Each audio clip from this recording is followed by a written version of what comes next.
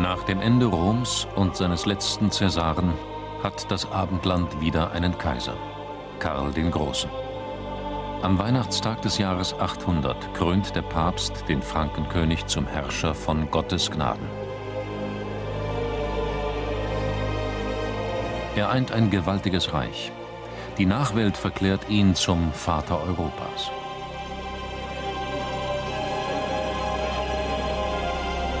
Mit gewaltiger Streitmacht zieht er in alle Himmelsrichtungen. Den Erdball hätte er mehrmals umrunden können. Die Legende macht ihn zum unbesiegbaren Krieger.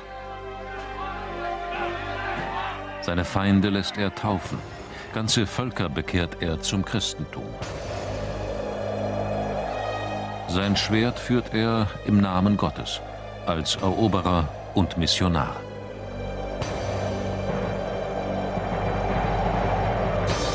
Karl der Große, Retter des Abendlandes. Eine Lichtgestalt ohne Schattenseiten. Verbirgt sich hinter der Maske des Gerechten ein machthungriger Despot, ein Fürst des Krieges, der Hunderttausende unter das Joch seiner Herrschaft zwingt? Wer war er wirklich?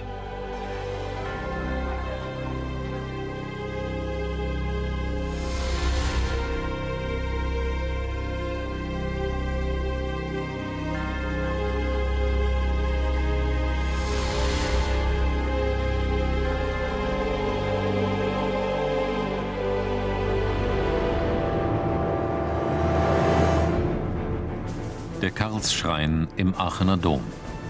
Ist es wirklich Karl, der hier liegt? Urkunden, Erlasse, Augenzeugenberichte. Forscher sind einem der größten Fälschungsskandale der Geschichte auf der Spur. Unauffindbar, wo sind sie, die prächtigen Bauwerke des Frankenkönigs? Mord aus Machtgier? Tötete Karl seinen Bruder Karlmann?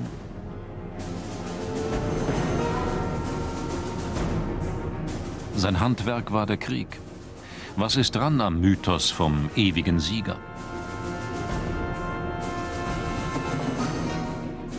Ein zweites Rom wollte Karl erbauen. Vision oder Cäsarenwahn? War der weise Herrscher, der Kultur und Wissenschaft zu neuer Blüte führte, in Wahrheit ein Analphabet?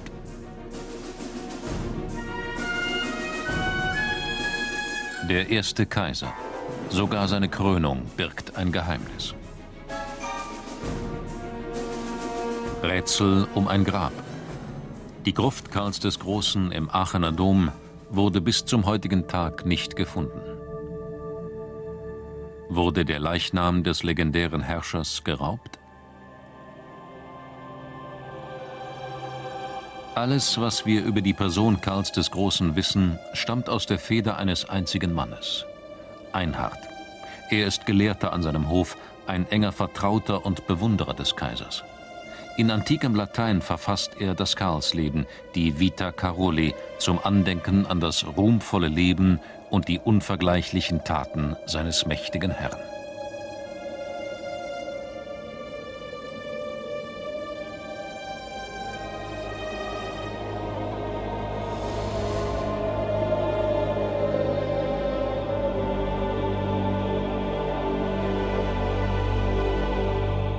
Dieses Fragment gehört zu den ältesten Abschriften der Caroli und wird heute in Wien aufbewahrt. Wie glaubwürdig aber sind die Aufzeichnungen des einzigen Hofbiografen? Einhard schrieb sie 2 Jahrzehnte nach den Ereignissen. Manches wird er vergessen, vieles in seinen Gedanken an die glorreiche Zeit bis zur Unkenntlichkeit geschönt haben. Wo spricht er die Wahrheit? Wo verfälscht er das Bild vom ersten Kaiser des Abendlandes? Nach den Taten des berühmten Herrschers fahnden Historiker auch in Urkunden aus den vielen mittelalterlichen Schreibstuben. Doch stammen diese Dokumente tatsächlich aus seiner Zeit? An der Bonner Universität ist Professor Theo Kölzer einem der größten Fälschungsskandale der Geschichte auf der Spur.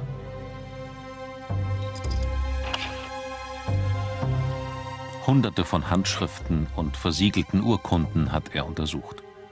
Dutzende tragen die Unterschrift Karls des Großen. Kölzer sammelt Indizien.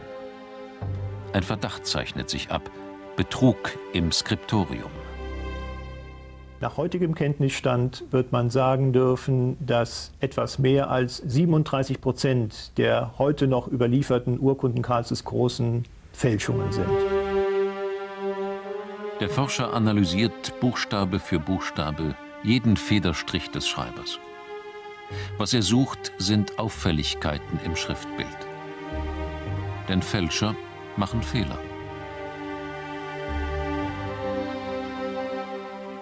Der Fälscher versucht, die Schrift der Zeit Karls des Großen zu imitieren. Er gibt sich viel Mühe und es gelingt ihm, solange er sich konzentriert. Aber hin und wieder rutscht er eben aus, wenn die Konzentration nachlässt, und er schreibt Buchstabenformen, die ihm aus seiner eigenen Zeit sehr geläufig sind, die aber nicht zur Zeit Karls des Großen gehören. Eben dieses D. Das sieht zunächst ganz normal aus, aber dann plötzlich haben wir eine Form, die wir das sogenannte unziale D nennen, die zur Zeit des Fälschers, nicht zur Zeit Karls des Großen gehört. Mönche fälschten für die Kirche. Jahrhundertelang konnte sie sich Besitz aneignen, ohne Rechtsdokumente zu benötigen. Als Urkunden eingeführt wurden, stand sie mit leeren Händen da. Fälscher mussten ans Werk. Kaum ein anderer Herrscher hat eine solch hohe Fälschungsquote wie Karl der Große vorzuweisen. Und das sagt etwas über die historische Persönlichkeit Karls des Großen aus. Das Zeichen des mächtigen Kaisers machte die Urkunden unanfechtbar. Und es war leicht nachzuahmen. Forscher überführen einen Fälscher, 1000 Jahre nach seiner Tat. Er war ein Dilettant, denn seinem Werk fehlt ein kleines Detail von großer Bedeutung.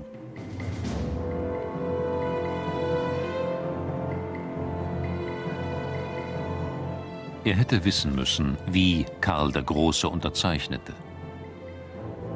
Mit einem simplen Federstrich.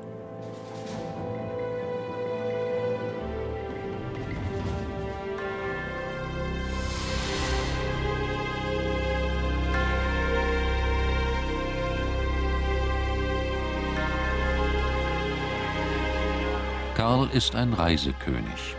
Mit seinem Hofstaat bewältigt er Zehntausende von Kilometern in einer Welt ohne Straßen. Nicht die Untertanen kommen zum König, er kommt zu ihnen. Ein Netz von Stützpunkten dient dem König und seinem Gefolge als Unterkunft. Prächtige Pfalzen, in denen der endlose Zug Platz findet. Mit Tausenden von Kriegern, Frauen und Kindern, Händlern und Getreuen.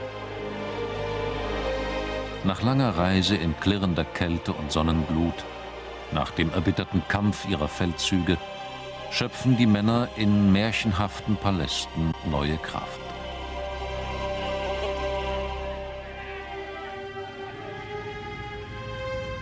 Über 300 monumentale Bauwerke lässt Karl errichten, wie angebliche Karls-Urkunden belegen. Doch welche Indizien finden die Archäologen? Die Königspfalz in Ingelheim existierte tatsächlich. Sie soll nach Aachen das mächtigste Bauwerk des Frankenkönigs gewesen sein. Doch ist dies die Ruine eines Palastes mit Bädern, die dem König zur Erquickung dienten? Neueste Ausgrabungsarbeiten zeichnen ein ganz anderes Bild. Von Luxus keine Spur. Wurde auch deshalb übertrieben, vielleicht sogar gefälscht, um dem ersten Kaiser ein glanzvolles Image zu verleihen? Die Mauerreste in Ingelheim deuten auf drangvolle Enge in unbeheizten Räumen hin. Der vermeintliche Prunkbau entpuppt sich als rustikale Herberge. Die Geschichtsschreiber der Karlszeit wollten sicher nicht die Vergangenheit fälschen, sondern sie haben sich an eine Vergangenheit erinnert. Und in diesen Erinnerungsprozessen treten Verformungen auf, wie sie jedem auch heute lebenden Menschen selbstverständlich sind. Das wahre Vermächtnis des großen Herrschers besteht aus kaum einem Dutzend Pfalzen. Ihre vermeintliche Pracht ist pure Erfindung.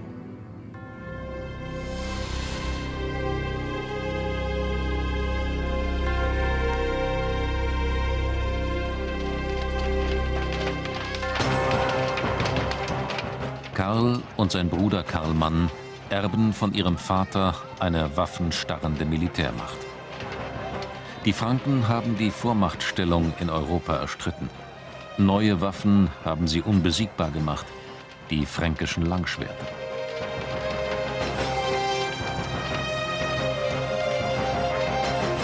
Doch der Tod des Vaters mündet in einen mörderischen Bruderkrieg.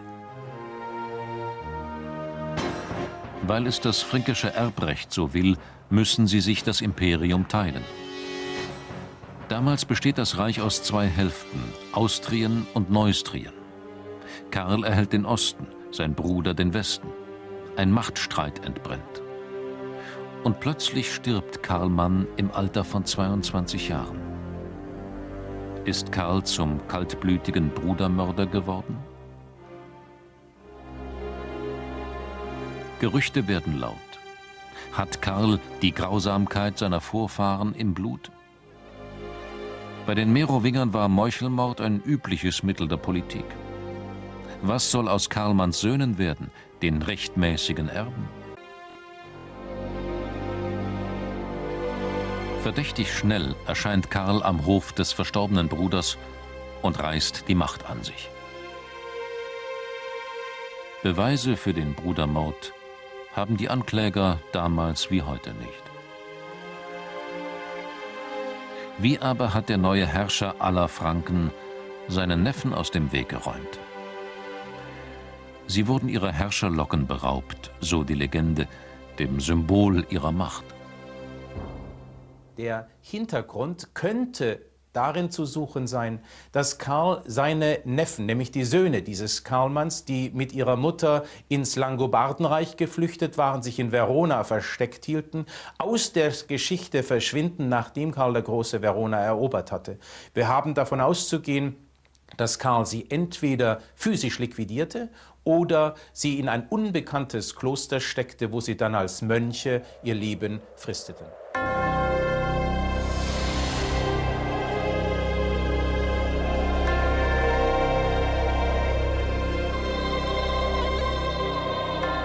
Der Anbruch eines großen Krieges. Einhard feiert Karl als ewigen Sieger. Die Feinde wurden in den Gefechten so niedergeworfen, dass sie es nie wieder wagten, den König herauszufordern. Propaganda oder historische Wahrheit? Karl ist ein Kriegerfürst. 33 Jahre währt der Kampf, bis er den Erzfeind bezwingt, die Sachsen. Inmitten von unheimlichen Mooren und finsteren Wäldern leben die Sachsen, ein germanisches Volk, zersplittert in zahlreiche Stämme. Dämonen und Geister beherrschen ihre Glaubenswelt in einer übermächtigen Natur. Hier im Teutoburger Wald, wo noch heute die magischen Externsteine malerisch in den Himmel ragen, feiern die Sachsen ihre Rituale. Den heidnischen Göttern sollen sie sogar Menschen geopfert haben.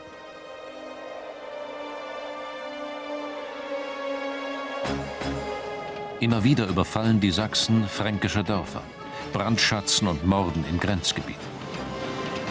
Für König Karl ist das wilde Volk ein unkalkulierbares Risiko. Er entfacht einen erbarmungslosen Krieg. Zuerst gegen die Götter seiner Feinde.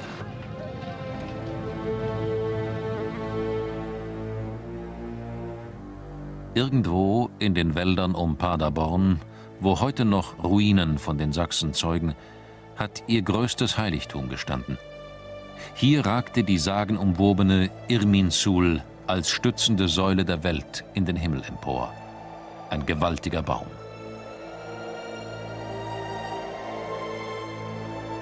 Gegen ihn führt Karl den ersten Schlag.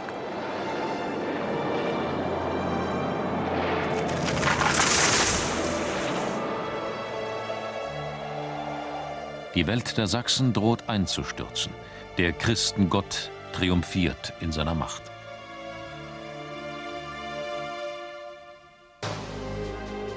Im Namen des Christentums zieht Karl aus, um die Sachsen zu unterwerfen. Bis in den Osten Europas dringt die Kunde von den fränkischen Rittern. Als unbesiegbare Eisenmänner gehen sie in die Geschichte ein. Karls Panzerreiter sprengen die Reihen der Sachsen. Seine Truppen bringen ihnen verheerende Verluste bei. Die wild zusammengewürfelten, leicht gepanzerten Sachsen können gegen die Wucht der fränkischen Ritter nichts ausrichten.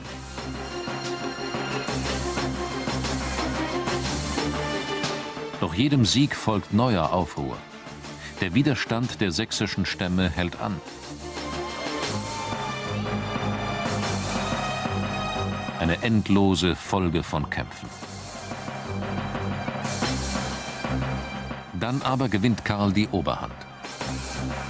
Im Jahr 777, nach jahrelangem Krieg, wird Sachsen fränkischer Reichsteil. Ein blutiger Sieg. Sein Schwert führt Karl im Namen Gottes. Und er selbst scheint übermenschliche Kräfte zu besitzen. Das macht ihn für die Menschen seiner Zeit zur Kultfigur. Jedem Sieg folgen Massentaufen. Eine Zeremonie, die sogar seine Feinde in den Bann zieht. Karl führt einen heiligen Krieg. Dem erbitterten Kampf gehen Andachten und Bußübungen im Feldlager voraus. Und in den Reihen der Krieger steht er. Karl, der Unbesiegbare, überlebensgroß. Doch der Frankenkönig will mehr. Mit der größten Kriegsmacht greift er Spanien an, so Einhard. Er überquert die Pyrenäen, erobert alle Burgen, ohne Verluste. Nach dem Triumph im Norden zieht er Tausende von Kilometern gen Süden. Den größten Feind des Abendlandes will er niederringen, die heidnischen Moslems. Doch in der Gluthitze Spaniens erlebt der Unbesiegbare demütigende Niederlagen. Die Belagerung Saragossas scheitert. Und Karl muss sein größtes militärisches Unternehmen abbrechen.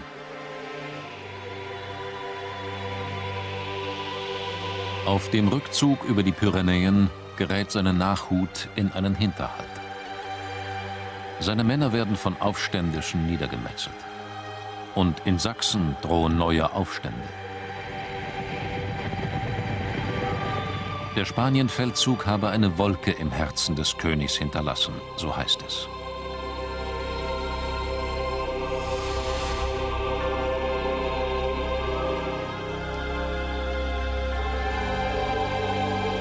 Karl glaubte die Sachsen besiegt. Doch jetzt tritt ihm sein gefährlichster Widersacher entgegen, der Sachsenfürst Widukind.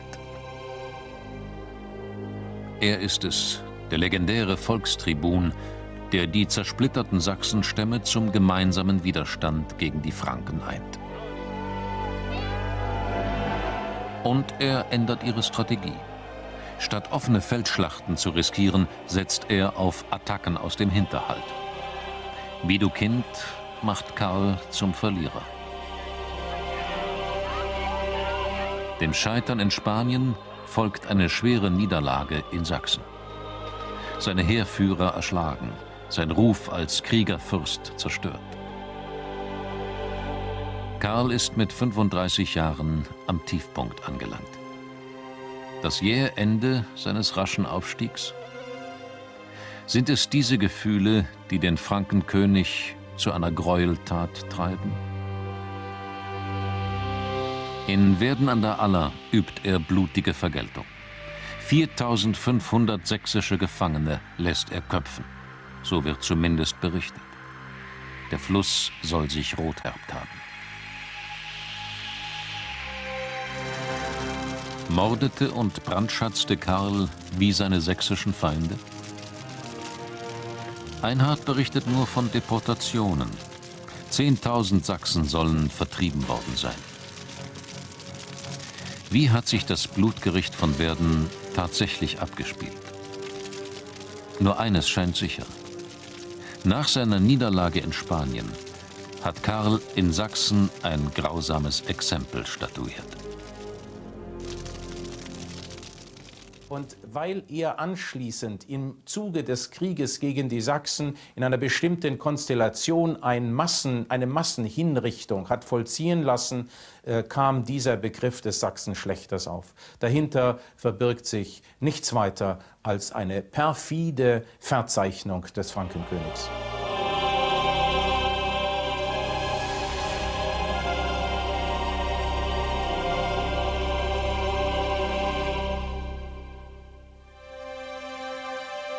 Nichts lag ihm so sehr am Herzen wie der Wunsch, die Stadt Rom wieder zu ihrem alten Ansehen zu bringen, berichtet Einhard.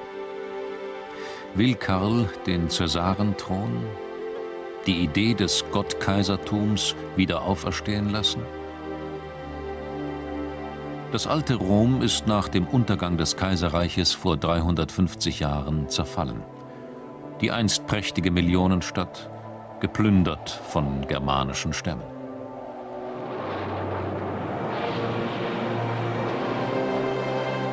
Und den Nachkommen des römischen Volkes, das einst den Weltkreis regierte, dienen die Ruinen als Steinbruch. Auf den Herrscher der Franken hinterlassen sie dennoch einen tiefen Eindruck. In seinem Reich, jenseits der Alpen, gibt es nichts, das mit Rom zu vergleichen wäre.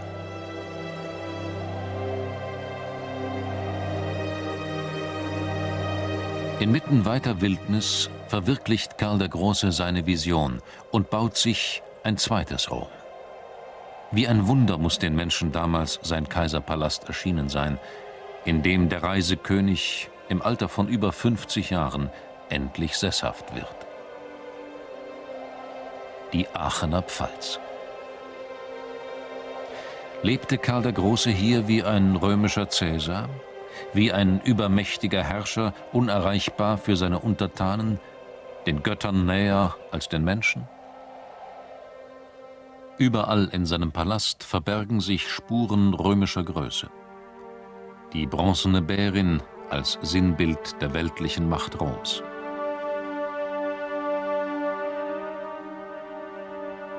Über 4 Jahrhunderte bleibt die Aachener Marienkirche der höchste gewölbte Innenraum in der Mitte Europas. Antike Säulen, die Karls Baumeister über die Alpen herbeischaffen ließen. Nichts Vergleichbares hat es bis dahin gegeben. Wie die Paläste und Tempel Roms erscheint auch Karls Dom dem irdischen Maß entrückt. Doch anders als die römischen Cäsaren versteht sich Karl als germanischer König. Nicht fern vom Volk, Gott gleich, sondern volksnah. Alle hier abgehaltenen Gottesdienste mit größter Feierlichkeit, so berichtet Einhard, wobei der König leise im Chor mitsang.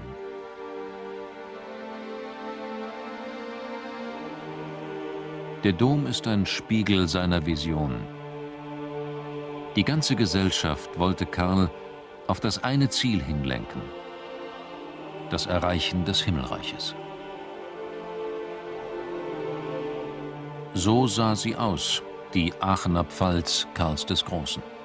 Ein monumentaler Palast, der selbst die Erfindungen der Chronisten in den Schatten stellt.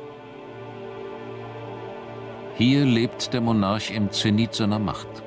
Kein Frankenherrscher vor ihm und keiner seiner Nachfolger hat sich eine vergleichbare Residenz geschaffen. Mit Kirche und Königshalle, Garnison und Gerichtssälen, Schreibstuben und Bäderanlagen. In jahrelanger Arbeit ist es gelungen, dieses Modell der Aachener Pfalz zu rekonstruieren. Heute ist nur noch der Granusturm erhalten. Welchem Zweck diente das dunkle Gemäuer? Ist Karl einst durch diese Pforte geschritten?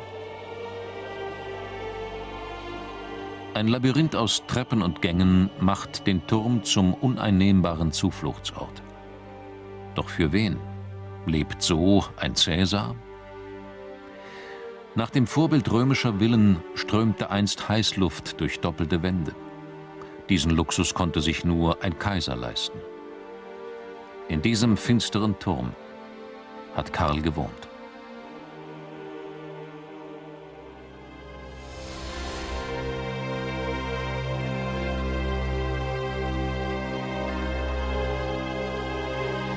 Kultur und Wissenschaft erleben unter Karl eine neue Blüte. In seinen Skriptorien entsteht die karolingische Minuskel, die Schrift, die wir bis heute schreiben. Der Frankenkönig selbst aber soll ein Analphabet gewesen sein, so die Legende. In schlaflosen Nächten übte er seine Hand im Schreiben, berichtet Einhard, aber er brachte es auf diesem Gebiet nicht sehr weit, heißt es weiter. Zahllose Dokumente signiert Karl mit einem simplen Federstrich. Konnte der König tatsächlich nicht schreiben? Karl der Große soll in höherem Alter versucht haben, schreiben zu lernen. Dies war ein schwieriges Unterfangen, denn als Kind war er dafür erzogen worden und dafür trainiert worden, mit den schweren fränkischen Kampfschwertern umzugehen. Dies formt die Hand, dies formt den ganzen Muskelapparat. Und nun muss man sich nur eine kleine, schmale, zarte, gebrechliche Gänsekielfeder vorstellen, in der Pranke eines Herrn, der kontinuierlich das Schwert zu führen gelernt hatte. Diese zarte Feder zerbrach in den Händen eines Kriegers. Trotzdem versammelt Karl die bedeutendsten Denker seiner Zeit. Was das Nichts sei, will er von ihnen wissen. Es müsse etwas Großes sein, da Gott aus dem Nichts alles geschaffen habe. So ihre Antwort. Der Lauf der Planeten zieht den König in den Bann. An seinem Hof entsteht die einzige Enzyklopädie des Mittelalters, die sich mit Zeitrechnung beschäftigt. Karls Welt ist noch voller Geheimnisse. Zu seiner Zeit ist Wissenschaft der Versuch, die göttliche Schöpfung zu verstehen. Alles Wissen in Büchern vereint. Dieses Werk aus der karolingischen Schule wird in Wien aufbewahrt. An Karls Hof entsteht das weltberühmte Lorscher Evangeliar. Gottes Wort, verhüllt von nie gesehener Pracht. Kunstwerke, die den Schöpfer preisen und gegen die Macht des Bösen schützen. Überreichlich verziert mit Gold, Silber, Edelsteinen und Elfenbein. Jeder Stein, jede Farbe enthält eine Botschaft. Ein kostbares Gefäß aus Karls Hofwerkstatt, das sich heute in Wien befindet. Es soll einst von Märtyrerblut getränkte Erde enthalten haben. Doch viel wertvoller als Gold und Edelsteine war ein Farbstoff. Purpur, die Farbe der Cäsaren. Kölner Wissenschaftler untersuchen, wie viel von der unendlich kostbaren Substanz tatsächlich verwendet wurde. Ist es wirklich Purpur, der diese Seiten färbte? Die Farbwerte geben Aufschluss über die eingesetzten Purpurmengen.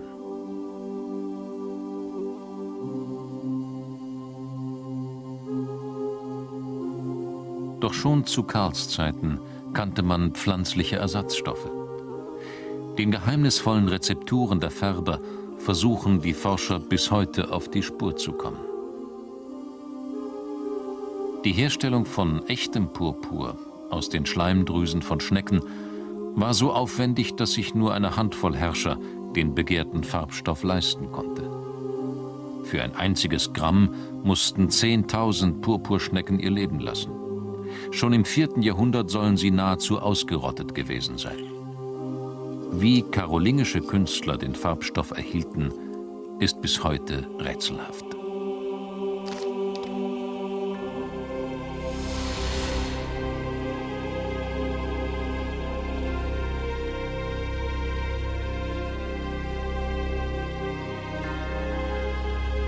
Unermesslich sind die Reichtümer des Frankenkönigs. 16 Ochsenkarren voller Gold soll Karl vom Reitervolk der Awaren erbeutet haben. Doch nur diese Kannen und Kelche sind davon erhalten geblieben.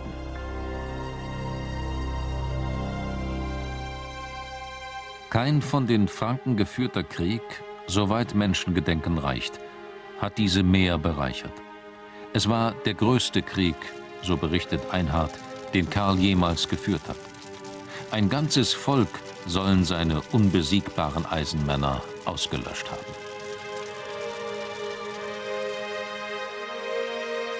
Verschwunden wie die Awaren, heißt es noch heute in einem russischen Sprichwort. In gewaltigen Ringburgen horteten die ungarischen Nomadenkrieger einst ihre Schätze. Auf ihren Beutezügen waren sie seit dem 6. Jahrhundert immer weiter gen Westen vorgedrungen. Eine ständige Gefahr. Doch waren die wilden Steppenreiter für das Reich Karls des Großen tatsächlich noch eine Bedrohung? Archäologen kommen heute zu einem verblüffenden Ergebnis. Zu Karls Zeit waren die wilden Krieger längst friedliche Bauern. Ihr sagenumwobener Schatz war verschollen. Einhard verfälschte die Geschichte und verklärte seinen Kaiser zum Helden.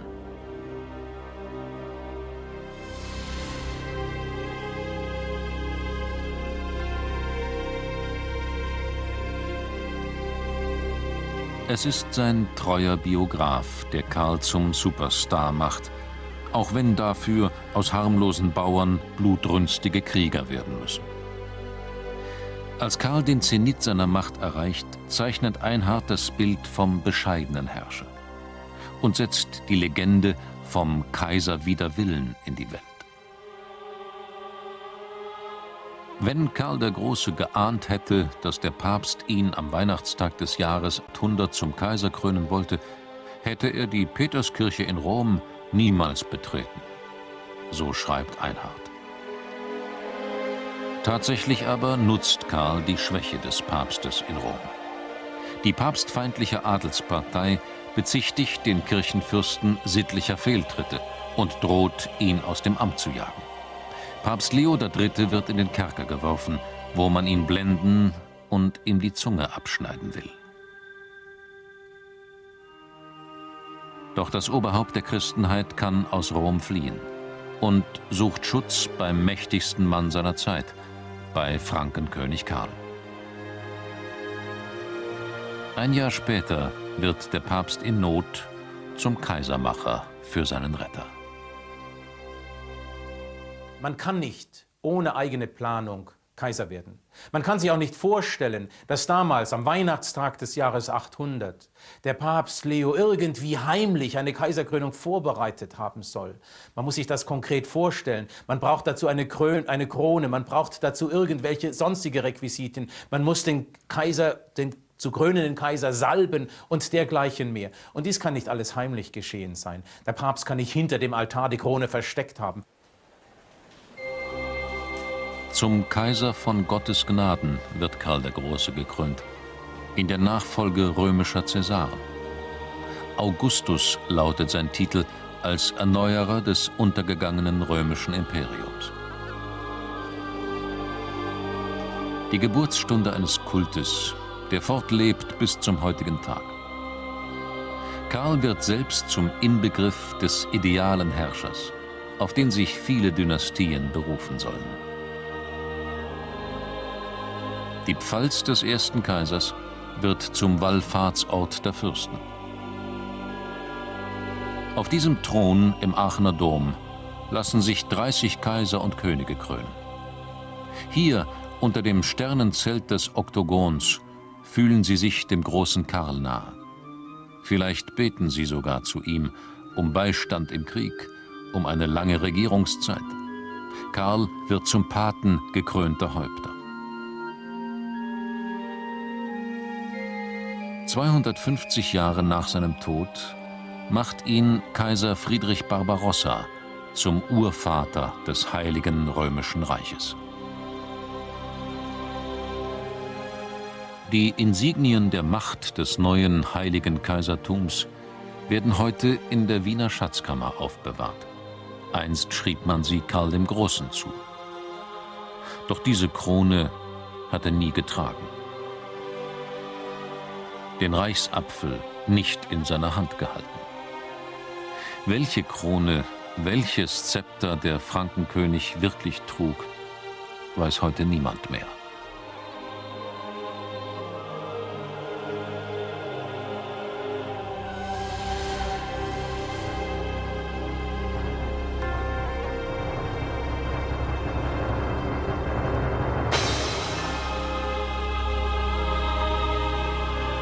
Im Jahr 1165 ereignet sich die vielleicht merkwürdigste Heiligsprechung der Geschichte. Der längst verstorbene König und Kaiser Karl soll nun verehrt werden. So will es Kaiser Friedrich Barbarossa. Märtyrer, die für ihren Glauben starben, Menschen, die Wunder vollbrachten, wurden heilig gesprochen. Auf Karl trifft das alles nicht zu. Etwas Übernatürliches muss her, es fehlt der göttliche Fingerzeig. Und so erklärt sich die rätselhafte Geschichte von der wundersamen Auffindung der verschollenen Karlsgruft im Aachener Dom.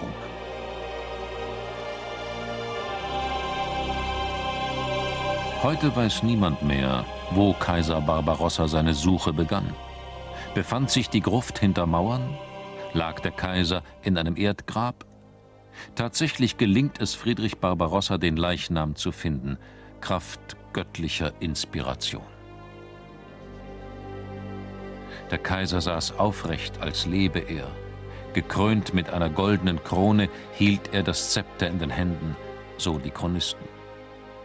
Es musste erst ein Wunder erfunden werden, um Karl heilig zu sprechen. Im Aachener Dom soll der heilige Kaiser seine letzte Ruhestätte finden, unter dem himmlischen Gewölbe des Oktogons. Für die Gebeine, die er durch eine göttliche Eingebung fand, gibt Friedrich Barbarossa einen prächtigen Sarkophag in Auftrag. Ein Schrein, geschmiedet aus purem Gold. Eines der bedeutendsten Kunstwerke aller Zeiten. Doch sind es wirklich die Knochen Karls des Großen, die hier ruhen? Aachen wurde belagert und ausgeraubt, die Stadt von wilden Normannen heimgesucht. Immer wieder wurden die Gebeine vor Feinden versteckt und verlagert. Und wer könnte mit Bestimmtheit sagen, dass sie nicht in den Wirren der Zeit geraubt oder vertauscht wurden?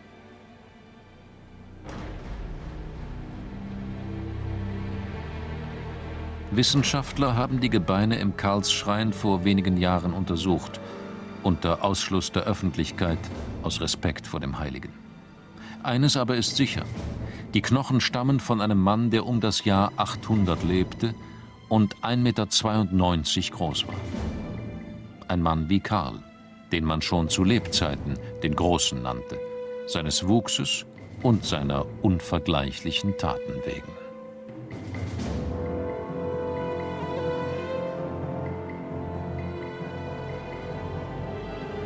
Konnte das Grab eines so großen Mannes tatsächlich in Vergessenheit geraten?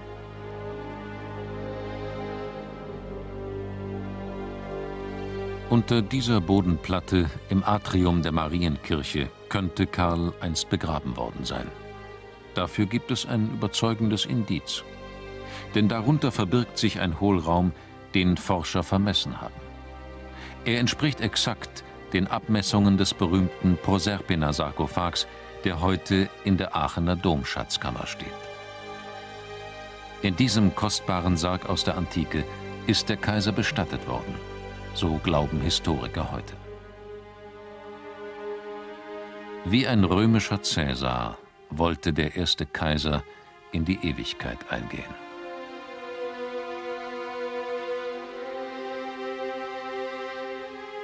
Einhard schildert die letzten Tage des großen Kaisers. Er wurde von hohem Fieber befallen und musste das Bett hüten. Er fastete, wie er es bei Fieber immer getan hatte, um die Krankheit zu vertreiben. Doch es stellten sich Schmerzen in der Seite ein. eine Lungenentzündung. Karl der Große stirbt im Alter von 72 Jahren am 28. Januar 814. Noch am selben Tag wird er in der Aachener Marienkirche beigesetzt. Das ganze Volk beklagt seinen Tod, so Einhard. Ein mächtiger Feuerstrahl am Himmel habe sein Ende angekündigt.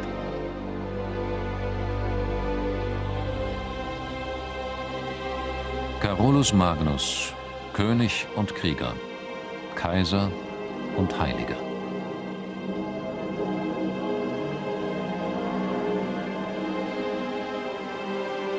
Für seine Nachfolger ist er Sinnbild einer großen Vision. Heute, 1200 Jahre nach seiner Krönung, wird er als Vater Europas gefeiert. Sein Mythos lebt fort ins 3. Jahrtausend.